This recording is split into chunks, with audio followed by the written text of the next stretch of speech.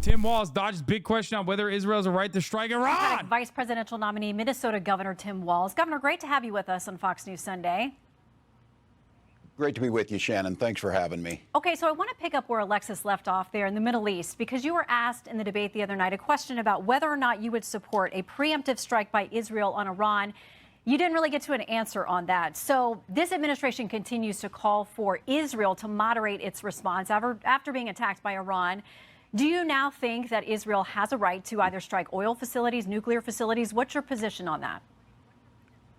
Well, look, let's remember how this started, and we're approaching tomorrow a tragic anniversary. Hamas terrorists murdered over 1,200 innocent Israelis, 46 Americans, took hostages. We have been clear. Israel has the right to defend itself. We've always stood in that position. We need the hostages returned, and we need to bring an end to the humanitarian crisis in Gaza. But again, the point is it's Iran is at the heart of this, and their proxies that bring disruption throughout the region. That's why being in the Situation Room as Vice President was working with Israelis to repel the attack we saw this week. They tried it back in April, the same thing. And that's the point of being and boxing Iran in. President Trump tore up the nuclear deal that moved Iran closer to a nuclear weapon. He also allowed Iran to shoot down an American aircraft in international airspace with a tweet. And when Iranian missiles fell on U.S. troops, he called it a headache when it was traumatic brain injury. Just to be clear, we have always said we reserve the right to protect American troops, our allies in the region, and that there is consequences for Iran. So what you're seeing right now is the ability to work with our allies, the ability to make sure Iran does not further, and every administration has dealt with them for 45 years. Now it's to make sure, and there has never been a question, Israel has the right to defend itself, and we stand with them to do that. But we need to bring this to a conclusion. Does that include a strike on Iran's nuclear or oil facilities? Specific operations will be dealt with at the time, but being very clear on this, Iran, there was consequences for what they do. That's what's happening right now. Israel's right to defend itself is not in question. Okay, you said in a radio interview that anti-Israel protesters were speaking out, quote, for all the right reasons. Yeah, hammer his ass, Shannon. You have been, excuse me, you have not been sufficiently pro-Israel, sir.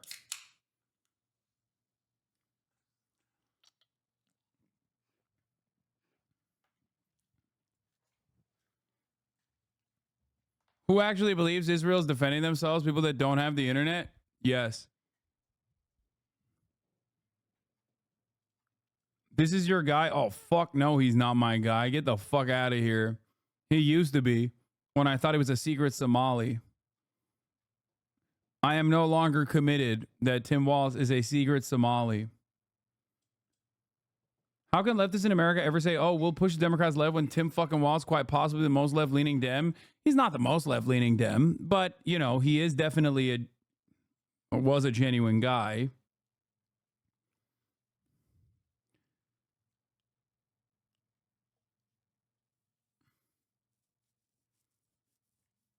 They robbed him of the one thing that he was good at, which is like being a genuine, normal kind of guy. Every time he has to answer these questions alongside whatever like the Democratic Party's position is, he just looks like an empty suit. Here's our guy. Come on, dog. We know your ass don't know how to read. Get the fuck out of here. Look at this motherfucker acting like he knows how to read, bro. Come on. Who are you fooling?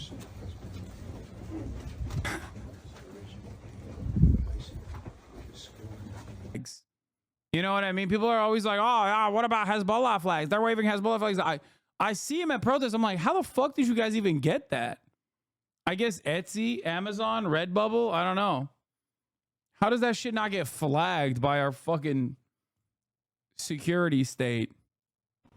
Yeah, I'm certainly not talking about them. I'm talking about the people who understand that we have to end the humanitarian crisis, but they understand we need to return the hostages, bring peace to the region. Look, I will always defend people's rights to First Amendment, but that's not the folks I'm talking about. Those folks are not speaking for the entire group. So I think it's very clear on this. Israel's right, as we've stood with them. Anti-Semitism has no place in this country, and Vice President. Yeah, totally cave on the framing. Yeah, those guys are anti-Semitic. You're right. All those college students, they're anti-Semitic.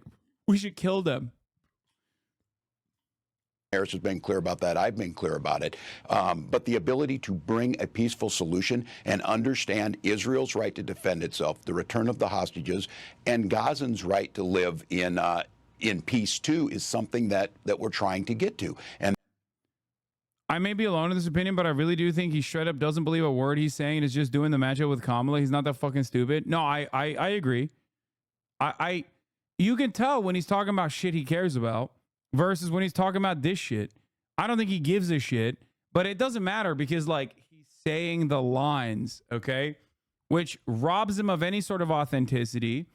And also it's a perfect Democratic position, okay? It's so perfect for the modern Democratic Party because if your likability, your approval came from the fact that you're like a real guy that spoke convincingly on issues that were harming the American population, okay, and now you're just like forced to be this fucking empty suit, this puppet, you are now officially inauthentic doubly, okay? You're doubly inauthentic. You can't even, like, this is why I said Josh Shapiro would be so much more convincing, okay? I don't like the guy, but he 100% would sit there and be like, our commitment to Israel is firm. Your line of questioning here is anti-Semitic. Our commitment to Israel is firm. And the fact that you are asking me, perhaps the first Jewish vice presidential candidate on a ticket with the first black Indian American candidate, how dare you ask this line of questioning to me, a black man? I mean, I'm not Barack Obama. I'm Josh Shapiro. How dare you? And pussy too. That's what he would do. He would cook.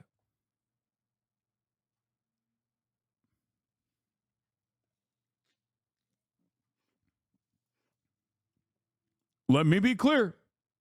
Oh, yeah, Lieberman erasure. That's right. I try to not think about Joe Lieberman ever for my own sanity. You're right. And that's going to take the leadership that we've seen out of Vice President Harris, able to hold this coalition together. And again, when Iran launched their missiles this week, she's in the Situation Room. That's different. The people who are in the Situation Room with Donald Trump, like John Kelly as chief of staff, said he shouldn't be there. He's a damaged human being. His own defense secretary said he does not understand the situation, is incapable of dealing with it. Okay. So it's about character. Let's focus on what your position is and the vice president's position as well. I want to talk about abortion too, because this came up at the debate. It's been a winning argument for Democrats on many ballots. What? But I want to clear. Wait, what? Yo, how is this possible? Dude, they really got everything out there, dude. That's the real fucking bipartisan consensus right there. If you want to know, not the bipartisan consensus, sorry. That's the real centrist. God damn, that's incredible. Okay, I kind of want this now. What the fuck? Oh my God. What an incredible flag, dude.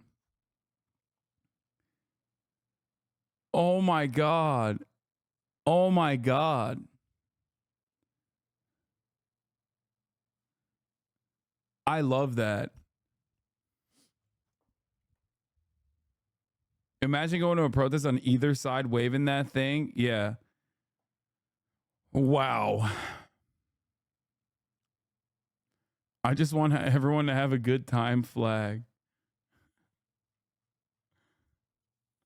I want to know the mindset of the guy who writes a review. Dude, 6 sold, 13 sold. Like, they've sold these flags. There are 19 people out there that have acquired these flags. That's incredible.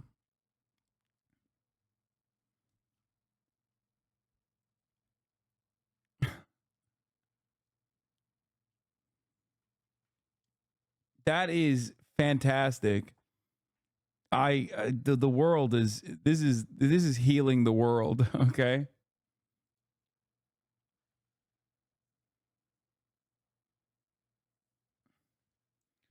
Every opinion is valid. I can't. Oh my God. What an incredible invention. Verify what the law is there in Minnesota. Abortion Finder, a website that helps women find access, says abortion is legal throughout pregnancy in Minnesota. There is no ban or limit on abortion in Minnesota based on how far along in a pregnancy you are. You signed the bill that makes it legal through all 9 months. Is that a position you think Democrats should advocate for nationally? Look, ooh, this is a good one. Let's see how he. This is one he does care about. Let's see how he responds to this. the vice president and I have been clear. The restoration of Roe versus Wade is what we're asking for. But that This is law a goes woman's far beyond right Roe v. Wade. to make her own choice. The law is very clear. It does not change that. That was been debunked on every occasion. But But wait, look, this is a. let's agree. What you signed is there's not a single limit through 9 months of pregnancy. Roe had a trimester framework that did have limits through the pregnancy. The Minnesota law does not have that. This puts the decision with the woman and her health care providers. The situation we have is when you don't have the ability of health care providers to provide that, that's where you end up with a situation like Amanda. I hate this, like this line of questioning is obviously super commonplace on the on Fox News and in most like right-wing places, or even like liberal outlets that want to present themselves as like nonpartisan or whatever. But the answer is very simple. It's like, yeah, dude, we're not making a restriction on a fucking medical procedure just because some crazy people imagined a false reality where someone is carrying a pregnancy almost to term just to get a fun abortion. Like, that's not real. That's not, you just made that problem up. Okay.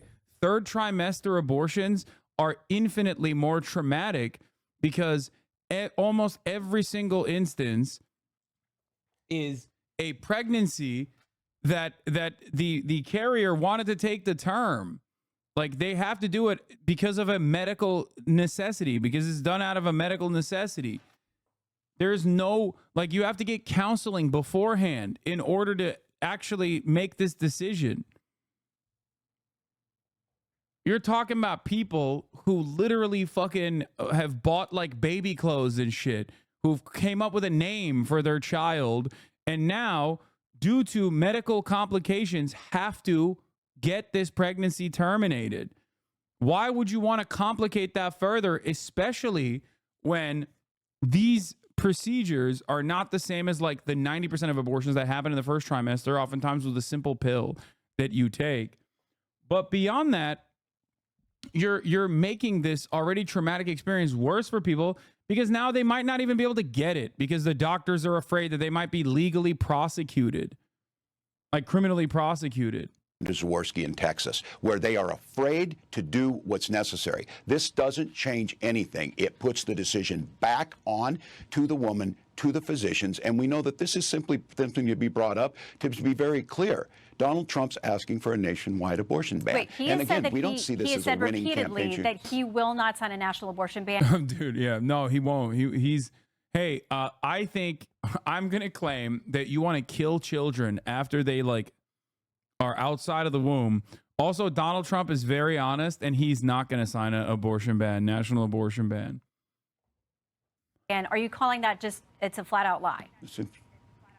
Yes, of course. And Senator Vance has in the past said so too. Now, look, they may see this as an election issue. We see it as a right of women to make their own bodily decisions. And that's what the states like my state have the ability to put that in. States like Georgia. Like, look at the energy. Look at the energy when he's defending like a woman's right to choose versus the energy when he's defending Israel's right to choose nuclear holocaust.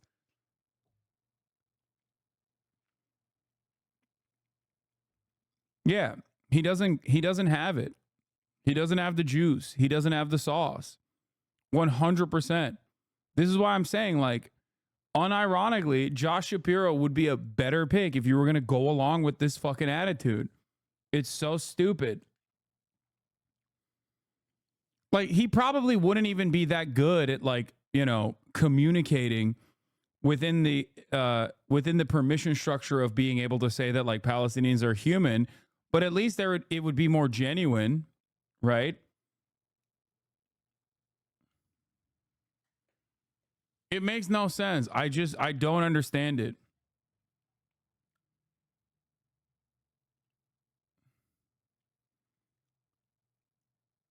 That's why he got fucking owned on the VP debate too. It was such a sad state of affairs. Came out of the gate swinging, being like, listen, Israel has a right to first strike Iranian nuclear facilities, you know? Force women to cross the border, and then we have a death of Amber Thurman. So let's be very clear.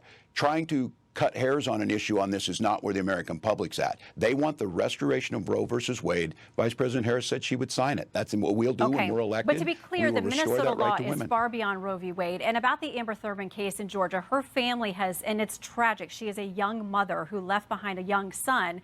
But what her family has said is it was a complication from an abortion pill that she received, and she didn't get proper care when she went to a Georgia hospital, which had multiple opportunities to intervene there. Her own attorney, the family's attorney. They're saying, skill issue. Like, it's not our fault. It's not the Republican Party's fault. Skill issue. About a person who died, by the way. That's crazy. Attorney says it wasn't the Georgia law, it was the hospitals, what he claims is malpractice, not treating her when she clearly showed up in distress and still had the byproducts of her pregnancy because of that rare complication from the abortion pill. So just to be clear on the Georgia law and how her family and her attorney sees it.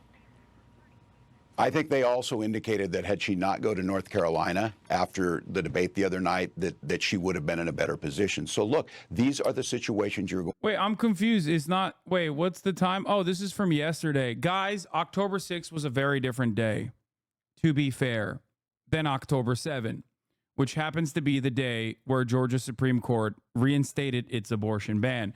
Very different time frame. You have to understand. Okay? So even that, even that being in legal limbo in the state of Georgia, that's not the fault of the Republican Party.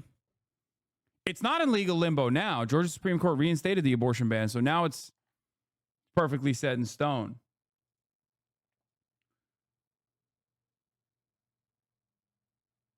As someone with an avid pro-lifer family member, they don't believe in people having fun abortions so much as they tend to be anti-medicalists who believe that abortion doctors are eugenicists with a profit motive, convincing women to get abortions for financial and ideological gain. That's it. I'm just addressing the talking points that are commonly given in the media. But that is, I mean, I don't know what the fuck to say to that. That's like even more insane. Yeah, I know. There's a lot of people in America that are fucking anti-medicalist. Trump doing the town hall thing with Laura Ingraham. Like this tweet or this joke or this nickname. Tonight. All right, let's finish Tim Walz first because I want to watch him. Going to get into when you take this decision and put it at the hands of politicians like Donald Trump rather than women and their doctors. We trust women. We trust doctors, and we know the outcomes of that are better. Okay, let's clarify more changes that you signed in Minnesota. Like, I don't think we should, controversial opinion, I know, but I don't think we should be held captive by like 30% of the electorate that is simply hallucinating positions at this point. Just fucking do normal legislation and move on, and then jiggle some keys in front of them because they're going to shift their attention to that because they're fucking stupid. Okay? The quicker you recognize that, like, beyond the material conditions that that create a perfect opportunity for right-wing radicalization, there are a lot of people who are just objectively stupid or completely oblivious to the reality. If you talk to a lot of Trump supporters, you start recognizing that. I mean, Democrats do this too, for sure, right? And some might even say they're more annoying than the Republicans because, like, the Republican, you're like, oh, sweetie. Like, by the end of that conversation, you're like, oh, you just don't know anything. Whereas the Democrat is, like, so self-assured because they've read a New York Times article on the matter, right? and have that like arrogance and entitlement and elitist sentiment. Having said that, however, like I said, talk to Republicans. You will understand that like a ginormous chunk of their worldview simply fucking stems from just not knowing what's going on. That's it. Literally, they just don't know. They are living in their own bubble. Like they're just experiencing collective psychosis at any given day, at any given moment. It is crazy. Okay? I mean, we see him in here. We see him in here all the fucking time. When a lot of these dudes come into the chat and they do it from a liberal framework sometimes, or from a Republican framework as well, where they'll just be like that one guy who was like, oh, well, I used to be a liberal, but, you know, they're mutilating children. It's like, what do you do? What do you do with that? You know? Just, yeah, zero intellectual curiosity, no interest in, like, understanding what the fuck's going on at all. Just hallucinating an alternative reality that they're comfortable existing in.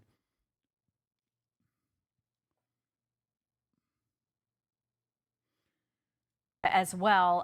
Several things were repealed with respect to reporting infants who may have survived an abortion attempt.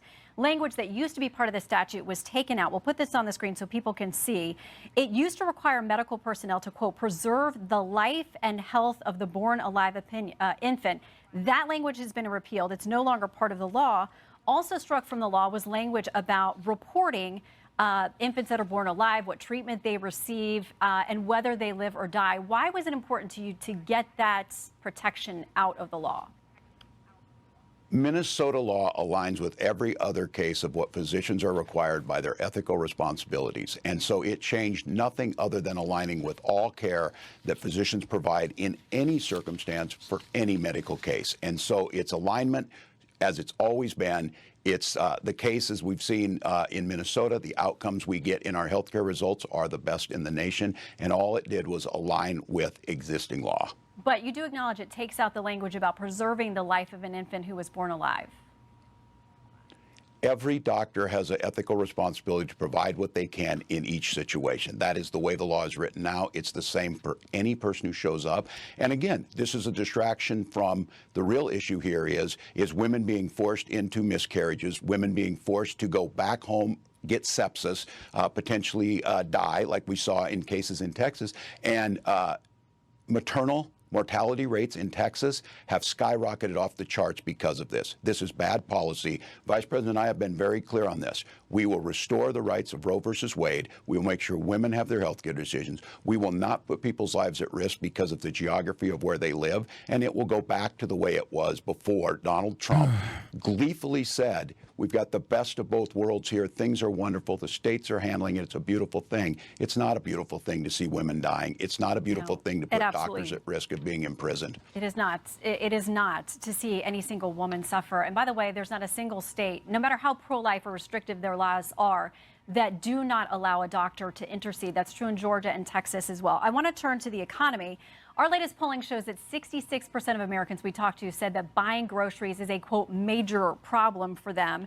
And when we ask people about how they feel about the policies of this administration versus the previous, double the amount of people surveyed say that Biden-Harris policies have hurt them rather than help them and their families economically. That's in stark contrast to how they feel when asked about the Trump administration. So what would a Harris-Walz administration do different than a Biden-Harris administration when it comes to convincing people that the economy is going to get better for them because their perception is that it's not?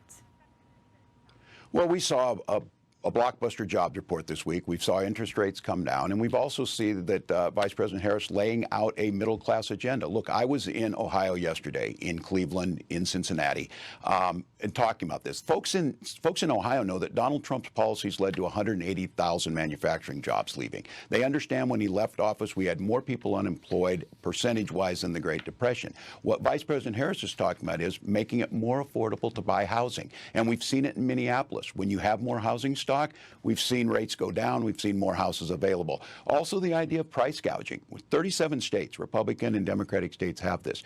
Corn is about $4.10 or so a bushel.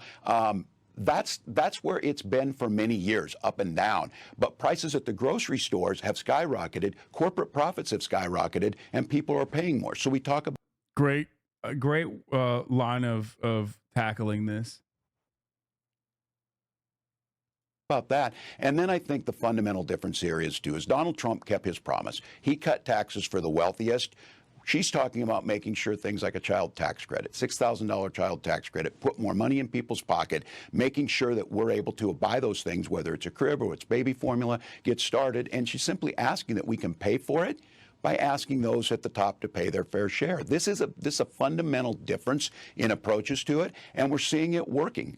We're seeing economists talk about Donald Trump's proposal to add a 20% sales tax will cost $4,000. Okay. That's everybody. That's not me saying it. And just to note, that is a tariff, which, by the way, this administration not only kept most of the Trump tariffs, but they added their own as well. So that's got to be part of the conversation. I want to talk a little bit about your record as governor, because it elucidates for people how you may serve as whether you end up being the president. You'll be one heartbeat away.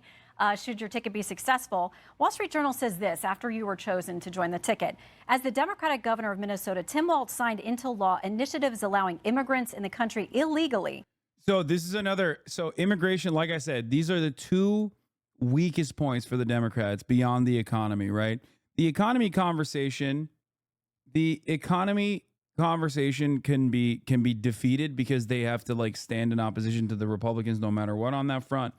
But like on immigration and on Israel, it's uniparty.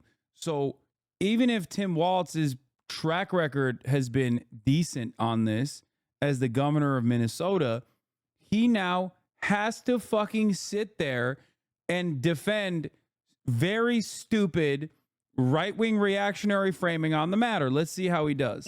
To apply for driver's licenses, qualify for free tuition at state universities, and enroll in the state's free health care program for low-income residents. Are those not magnets to draw people here, many times on dangerous journeys for themselves? And why should your taxpayers in Minnesota or across the state? I like the argument. This is like one of the grossest ways. It's very Israel coded, but I guess Israel's very America coded, if we're being real. But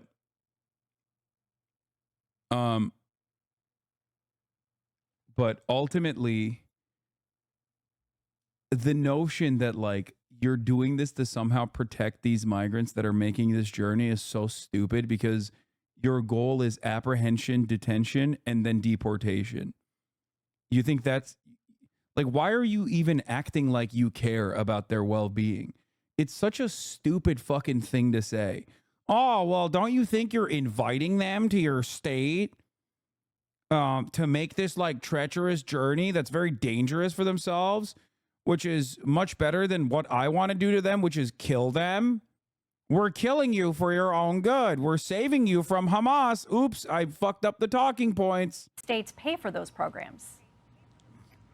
Well, that's not the vice president's position, but I will say this. Minnesota ranks as a top 5 business state. We rank as a top 3 state for children living, and we're the top state for healthcare access. I would also add this. We also have some of the safest roads. Look, the vice president has made it clear that she has policies that make a difference. Her border policies are the most strongest, the fairest we've seen. It's But the now, bill Governor, that was you know a lot of crafted. people, including your own party, would not join that statement.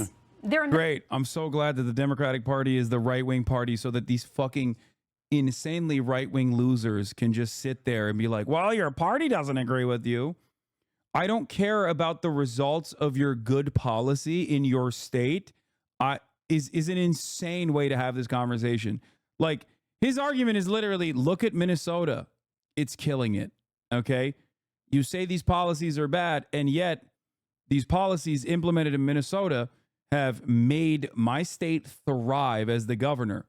Okay? So what the fuck are you chirping about? Maybe I'm right and you're wrong is the argument here, but it doesn't fucking matter to this demon, because her job is to basically say, well, now your party doesn't agree with you. What's up with that?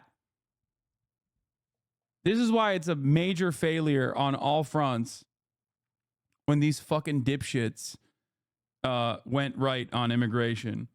I really hate how even for the well-meaning pro-immigration liberals, it's viewed in the context of productivity and skills. God forbid we attract people to build good communities, get back to those communities in general, bring cultural diversity that expands people's horizons. If they're not working, we don't want it. I mean, yeah, but we've already moved beyond like immigrants working as well. Millions of people who have come here over the last few years that, they see this as an open policies. Border. Well, simply, we have a policy. Donald Trump sees it as a political. Look, James Langford in Oklahoma, the Border Patrol agents, the Wall Street Journal, the Chamber of Commerce, all said pass this legislation. You have to have Congress to authorize 1,500 new border agents. You have to have Congress to authorize DOJ to speed adjudications on these asylum claims. Those are things that would actually work. Donald Trump told us for 4 years he would deal with this. He didn't. He didn't build his wall, 2%. Mexico didn't pay for it. This is a real bill that has bipartisan support. It has the experts on board, and it starts to tackle these issues. And we don't have to resort to demonizing people. We don't have to resort to making up or crafting stories, as Senator Vance said he did. Those things were not happening in Springfield, but it doesn't mean that we can't pass a piece of legislation to strengthen our border. That's what Kamala Harris is talking about. Well, She's talking Governor, about solving the problem. That piece of legislation does include the wall that you guys have been so, you've disparaged that. I mean, the vice president has as well. So I don't know if she really intends to move forward with that. But it was negotiated by 3 or 4 senators, and many Republicans came out against it long before President Trump indicated he didn't like it either. Listen, before we go, because I wish that we had a full hour, I want to give you a chance, because you called yourself a knucklehead this week, to talk about some of your misstatements. Yes. She's just ripping into him so fucking hard. Jesus Christ. Modified your story or explained that you misspoke about things involving your military rank, about carrying a weapon in war, your 1995 DUI arrest, using IVF to have your beautiful children, Gus and Hope, being in Hong Kong and China in the summer of 1989 during the Tiananmen events. A lot of people would say they couldn't get away with saying, I'm just too passionate, my grammar's not right, I'm a knucklehead. What do you say to the American people who think, I don't know that I can trust this guy with all those modifications to be the potential commander-in-chief of this country?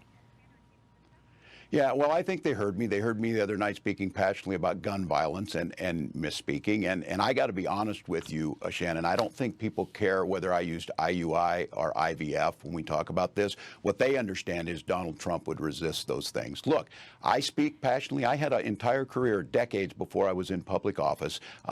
They know, and I'm very proud of my 24 years in service and my record. I have never disparaged someone else in this, but I know that's not what Donald Trump does. They disparage everyone, the personal attacks. I will own up when I misspeak. I will own up when I make a mistake. Let's be very clear. On that debate stage the other night, I asked one very simple question, and Senator Vance would not acknowledge that Donald Trump lost the 2020 election. I think they're probably far more concerned with that than my wife and I used IUI to have our child, and that Donald Trump would restrict that. So I think folks know who I am. My constituents here in Minnesota have elected me 8 times. They know where I'm at, and I'm proud to be on the ticket, and we'll deliver just like we have here in Minnesota. Right. And if we're going to deal in truth, both the president, the former president, and his nominee have said that they are very supportive of IVF. We are glad you have your precious family. We thank you for serving in uniform and your years and decades as a teacher. My mom was too. I know it's really hard work and sometimes very thankless. So, yeah, God.